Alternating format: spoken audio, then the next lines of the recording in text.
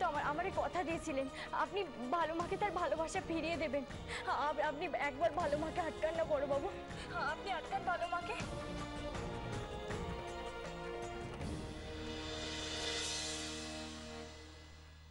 দাঁড়াও, তুই ঠিকই বলেছিস, এই ধরনের সস্তা সেন্টিমেন্ট না আমার নেই।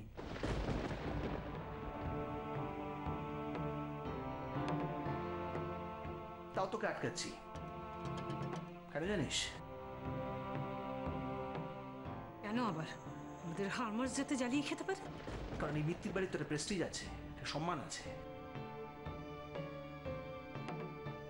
একটা এরকম একটা মাথা খারাপ লোকের সঙ্গে তুই রাস্তায় ফ্যাফা করে ঘুরবি, এটা তো আমাদের বাড়ির পক্ষে খুব সম্মানজনক নয়, তাই না? আর না না, তুমি যেতেই পারো, কারণ সম্মান বোধ কাকে বলে সে বোধটাই তো তোমার নেই।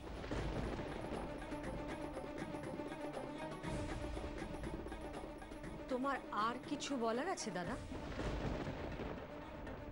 এই অসুস্থ মানুষটাকে নিয়ে এখানে দাঁড়িয়ে তোমার এই সমস্ত কথা শোনার মতো সময় আমার নেই। একটাই কথা বলার আছে, তুই নিশ্চয়ই ভাবছিস যে আমি এই লোকটার জন্য এত কেন করলাম, হসপিটাল বিল মেটালাম, ব্লাড দিলাম, সো হোয়াট, এটা আমি করতেই পারি, মানবিকতা, অন্য যে কেউ আমি করতাম, নাথিং মোর দ্যান দ্যাট। দরকার ছিল না, দরকার ছিল না দাদা। তুমি বৌঠানকে জিজ্ঞেস করে দেখতে পারো, আমি আমার সমস্ত গয়না বিক্রি করতে রাজি ছিলাম। তোমার এই দয়া মানবিকতা এগুলো অন্য কোথাও দেখালে বোধহয় বেশি ভালো হতো, তাহলে আমি অন্তত এই মানুষটাকে এই বাড়িতে নিয়ে এসে অপমানিত হওয়ার সুযোগ দিতাম না তোমাদেরকে। আমি কোনটা করব না সেটা কি তোর সঙ্গে পরামর্শ করে করব? শোন, তুই আমার বোন এবং আমার মনে হচ্ছে এই লোকটার সঙ্গে তুই তুই যেতে পারিস না, আমি তোকে সে পারমিশনটা দিচ্ছি না। ব্যাস। পারমিশন? আমার ভালো লাগছে জেনে দাদা যে তুমি এখনো তোমার বোনের জন্য এতটা ভাবো।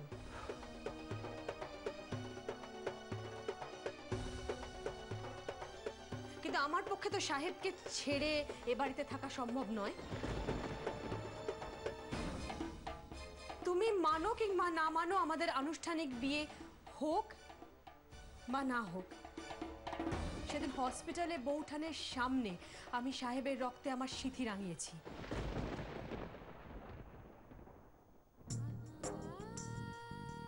তাই সেদিন থেকে ওই আমার স্বামী। কি হচ্ছে তো সব? হ্যাঁ হীরা, কি বলছে এসব? বারণ কর, আমার সামনে দাঁড়িয়ে সমস্ত কথা বলছে।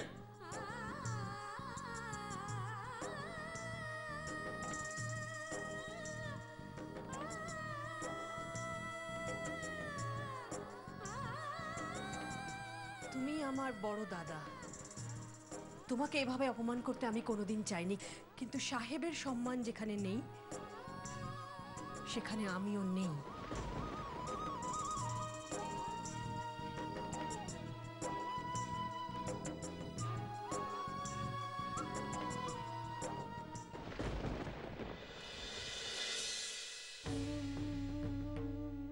হীরা, ওকে বলে দাও যে এখানে দাঁড়িয়ে এরকম সিক্রেট না করে ভেতরে যেতে।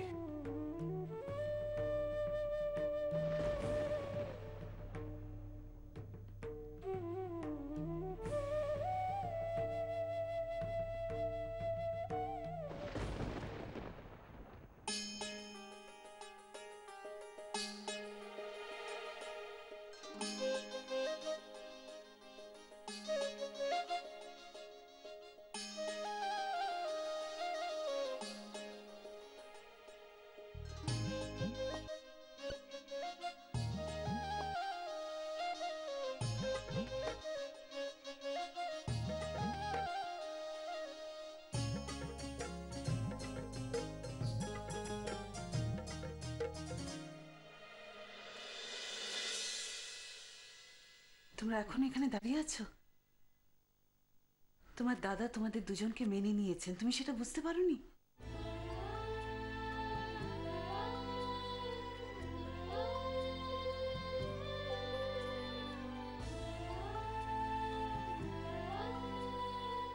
আশ্চর্য, সত্যি বৌঠান আমার যে কি আনন্দ হচ্ছে না। হ্যাঁ, দাদা এই প্রথম নিজের ইগো জেদ ছেড়ে দাদা আমাদের কথা মেনে নিল। হ্যাঁ, কি রে, তাই না? তাই কি? তাই দাদা মেনে নিয়েছেন, নাকি তোমাদের সবার সামনে দাঁড়িয়ে এই মুহূর্তে মেনে নিতে বাধ্য হয়েছেন? সত্যি মেনে নিয়েছেন? ঠাকুরজি, তোমার দাদাকে এতদিনে তুমি এই চিনলে? মানুষটা কবে ভালো কথা ভালোভাবে বলেছে বলো তো? আমি বলছি তোমার দাদা তোমাদের সম্পর্ককে মেনে নিয়েছে।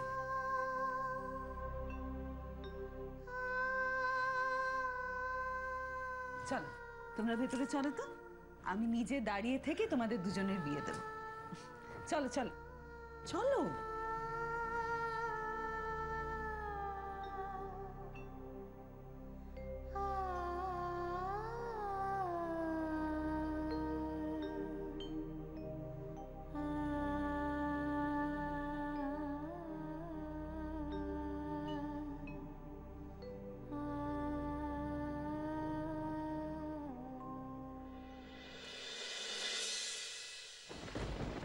মেয়েটা তো বড্ড বার বেড়েছে। না না, ওকে তো এত বাড়তে দেওয়া চলবে না। বাড়ির সবাই যেখানে কথা বলছে সেখানে একজন কাজের মেয়ে হয়ে পিমনির ব্যাপারে এত নাটক করার কি দরকার ছিল? আমি কি কিছু বুঝি না? আপনি তো আমারে কথা দিয়েছিলেন আপনি ভালো মাকে তার ভালোবাসা ফিরিয়ে দেবেন। পিমনি তো বরাবরই ওর ফেভারিট ছিল, আর আজ যেভাবে বাবা ওর কথা রাখতে পিমনিদের সম্পর্কটাকে মেনে নিয়েছে, তারপরে তো বাড়ির সকলে ওকে চোখে হারাবে। আমি বেশ বুঝতে পারছি ওর চালাকি। ও একে একে এই বাড়ির সকলকে হাত করার প্ল্যান করছে।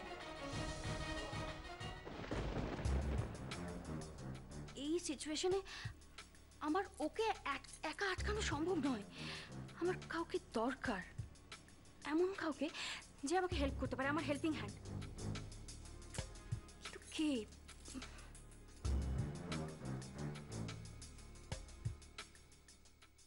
কাকিমণি?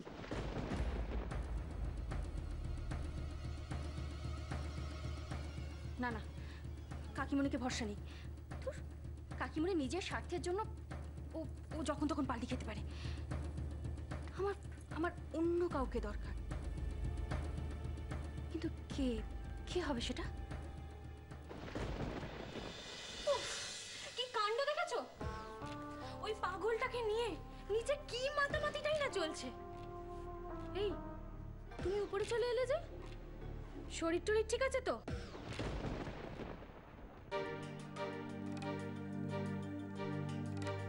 এ কি শখ করে বরের জন্য লাঞ্চ বানালে আর কিছু না নিয়ে চলে গেল? কমলিকা, আচ্ছা তোমার কুন্দানের সেট কেমন লাগে? কুন্দানের সেট আমার? তোমার এই কুন্দানের সেট না আমার দারুণ লাগে। ওই সিরিয়ালগুলোতে মেয়েগুলো কুন্দানের সেট পরে, আমার দেখলেই মনে হয় ওটাই চাই। জানো তো, আমি ইন্দ্রকে কতবার বলেছি ওরকম একটা সেট আমার এনে দাও তো। দূর, আমাকে এনেই দেয় না।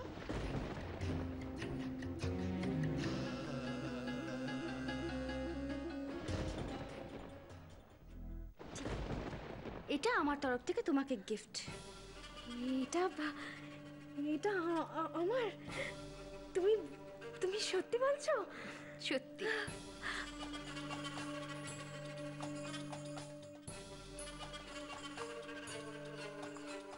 এই মীরা, এই সত্যি এটা আমার? কি সুন্দর লাগছে আমি।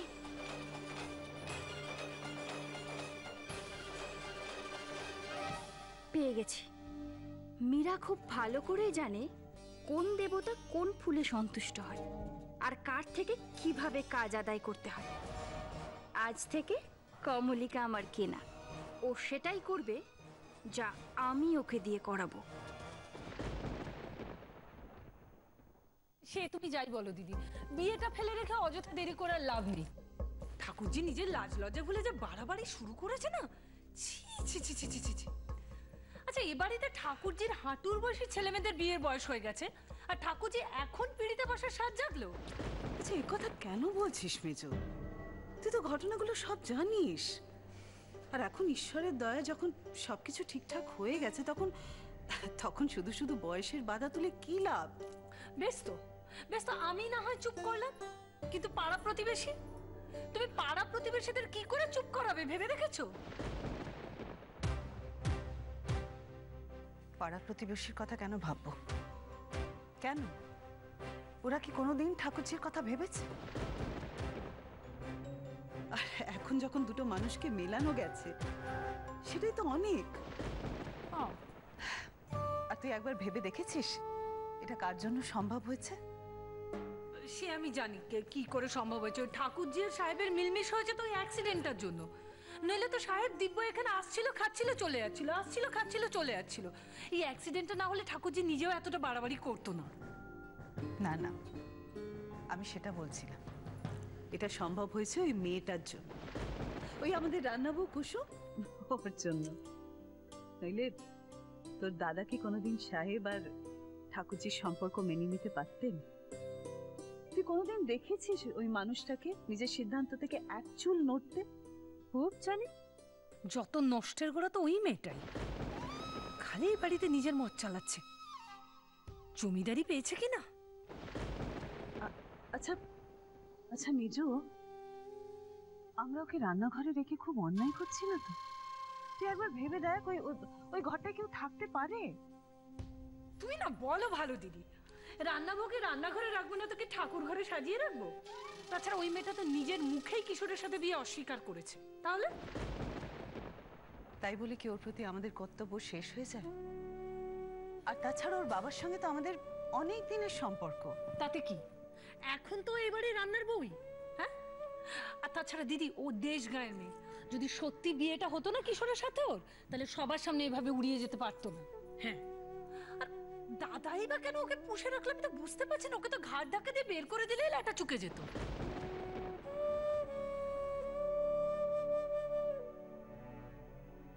জগদীশ পটোর মেয়ে, গুণী মেয়ে, হাতের কাজ ভালো। সামনে বড় অর্ডার আসছে, ওই মেয়েটাই পারে আমার ব্যবসাটাকে আবার দাঁড় করিয়ে দিতে।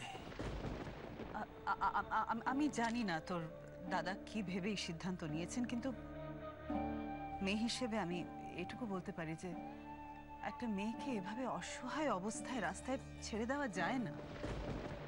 আর তাছাড়া ওই মেয়েটা তো এই বাড়ির জন্য ভালো বই মন্দ কোনোদিন কিছু করেনি। আমি বাবা ওসব যুক্তিতর্ক বুঝি না। তোমাদের যদি ইচ্ছে হয় তোমরা ওই মেয়েটাকে মাথায় তুলে নাচো, আমি এসব দেখতেও পারবো না, সহ্যও করতে পারবো না।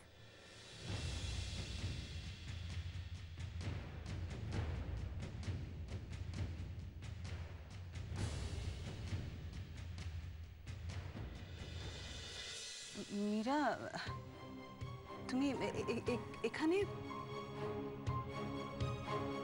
আমি এই কথাগুলো বললাম, এগুলো কিন্তু তোমাকে কষ্ট দেওয়ার জন্য বলিনি মা। আচ্ছা মা, তুমি আমাকে নিয়ে একদম ভেবো না। দেখো, কিশোরের চাওয়াই তো আমার চাওয়া।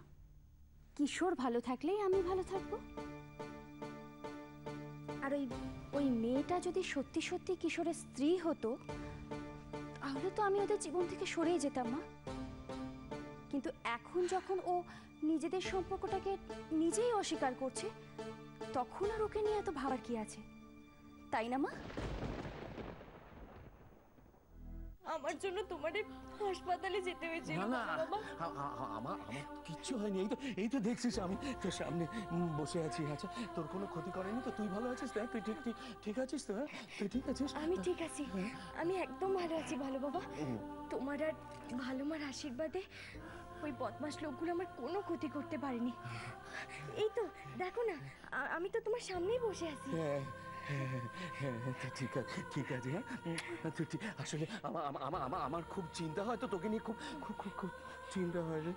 ভালো মেয়ে, সেদিনকে ওরা তোকে জোর করে তুলে নিয়ে যাচ্ছিল। আমি দূর থেকে দেখতে পেলাম, আমি ছুটে এলাম, ওদের বাধা দেওয়ার চেষ্টা করলাম, কিন্তু ওরা আমি মারলো, আমি পড়ে গেলাম। আমি আমি আমি তোকে বাঁচাতে পারলাম না রে ভালো মেয়ে, তোকে বাঁচাতে পারলাম না, আমি তো। ভালো মা, ভালো বাবা এমন কেন করছে? কি হয়েছে ভালো বাবা? সেদিন যখন গোপাল আমাকে টেনে নিয়ে গাড়িতে তুলছিল, তখন আমি ভালো বাবাকে দেখতে পেলাম। ভালো বাবা!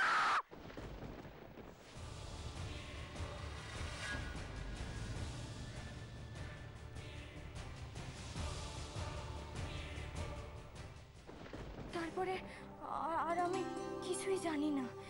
তারপরে তো এখানে এসে শুনলাম ভালো বাবা হাসপাতালে। ও ভালো মা, কি ঘটেছিল সে সময় তুমি আমাকে একটু খুলে বলো না।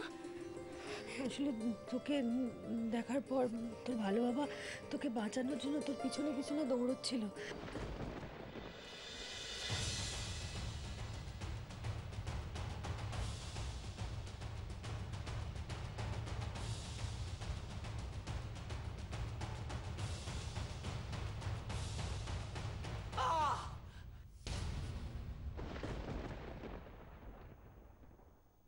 ভালো বাবা, ভালো বাবা, তুমি আমারে এত ভালোবাসো। এই শহরে আসার পর তুমি আবার একবার আমার প্রাণ বাঁচালে। আমি জানি তোমার এই কেষ্ট ঠাকুরই পাঠিয়েছেন। তুমি সত্যি গত জন্মে আমার বাবা ছিলে গো।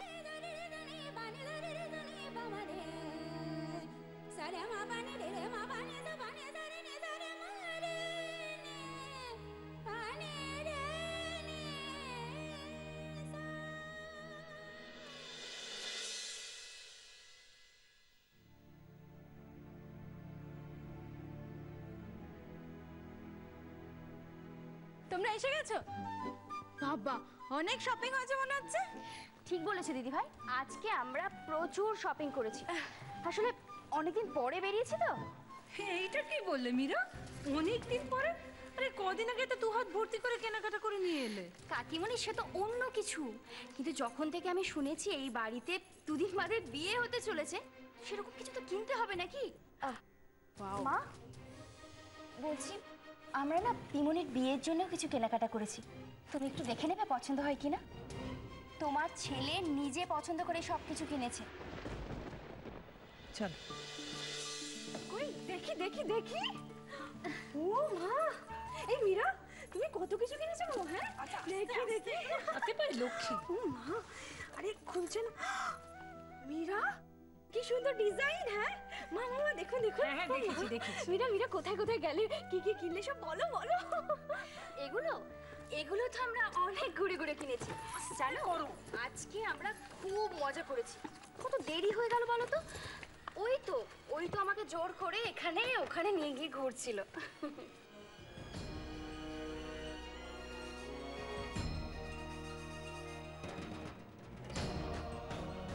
ব্যাপারটা তো ঠিক মাথায় ঢুকলো না। কিশোর মীরার এত ভাব ভালোবাসা হয়েছে, নাকি সবটাই নাটক করছে মীরা? মীরা, এই শাড়িটা কিন্তু তোমায় দারুণ মানাবে। ও এই শাড়িটা খুব সুন্দর হয়েছে, তাই না? এই শাড়িটা না আমাকে ও কিনে দিয়েছে।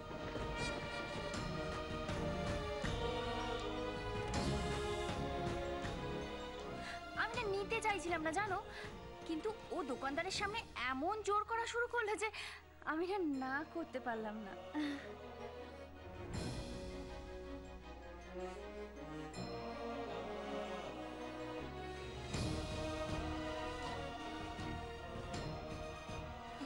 বাবা, কি বাবা কিশোর, তোমার পছন্দ যে এত ভালো এর আগে তো কখনো বুঝিনি। মীরা, ওই শাড়িটা তো কিশোর, ওকে বাবা, আমি জানি তুমি চাও এই শাড়িটা আমি পিমনির বিয়েতে পরি, তাই তো? জানো তো মা, এই শাড়িটা আমি যখন থেকে কিনেছি তখন থেকে আমার শুধু মনে হচ্ছে আমি এক্ষুনি যে কোনো ওকেশন হোক আমি শাড়িটা পরে ফেলি। ঠিক আছে, তোমার কথা মতো আমি এই শাড়িটা পিমনির বিয়েতেই পরবো, আমি তোমাকে কথা দিচ্ছি। মীরা, আমি বলছিলাম তো। আচ্ছা, তুমি আমার কাছে একটা আবদার করেছো, আমি সেটা না রাখলে পারি?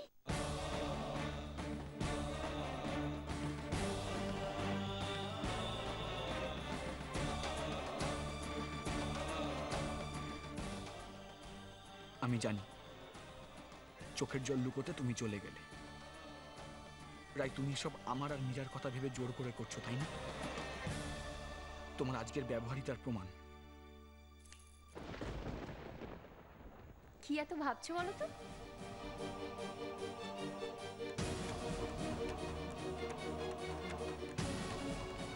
কিন্তু কিন্তু রাইকে দিয়ে আমি এসব স্বীকার করাবো কি করে?